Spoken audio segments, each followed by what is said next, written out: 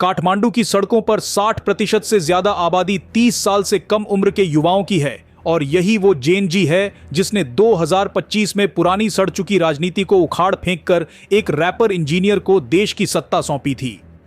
लेकिन इतिहास खुद को बहुत तेजी से दोहराता है। महज 100 दिनों के भीतर वही युवा जिन्होंने बालेन शाह को प्रधानमंत्री की कुर्सी पर बैठाया था, आज उनके खिलाफ काठमांडू की सड़कों पर नारेबाजी कर रहे हैं। क्रांति जब सत्ता में बदलती है तो उम्मीदों का बोझ संभालना आसान नहीं होता।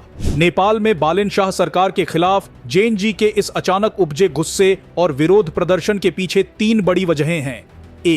एक राइडर की मौत और पुलिसिया कार्रवाई का गुस्सा। नेपाल में विरोध की ताजा चिंगारी सुलगी 25 साल के ride share driver Ganesh Nepali की दर्दनाक मौत से। म्युनिसिपल पुलिस ने पार्किंग नियमों के उल्लंघन का आरोप लगाकर उनकी बाइक का पहिया लॉक कर दिया था।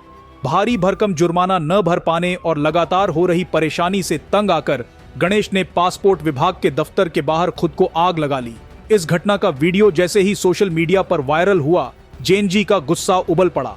जो युवा पुलिस के सख्त रवैये और कड़े नियमों से पहले ही परेशान थे, वे गणेश की मौत का इंसाफ मांगने और सिस्टम के खिलाफ सड़कों पर उतर आए।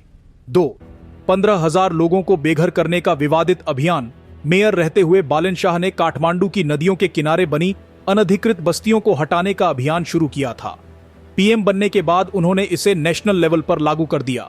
अप्रैल 2026 से शुरू हुए इस बुलडोजर एक्शन से 2,600 से ज्यादा परिवार और करीब 15,000 लोग बेघर हो गए। सरकार ने 1,000 दिनों के भीतर जमीन देने का वादा किया, लेकिन बिना किसी ठोस बैकअप प्लान के लोगों को बेदखल कर दिया गया।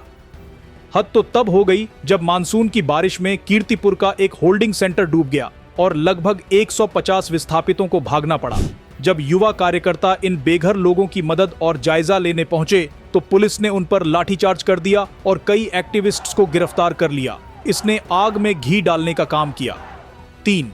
सिस्टम बदलने का वादा और जमीनी हकीकत का गैप। जेएनजी ने बालेन शाह को इसलिए चुना था क्योंकि वे पारंपरिक राजनीतिक घरानों, पॉलिटिकल डायनास्टी और भ्रष्टाचार से तंग आ चुके थे।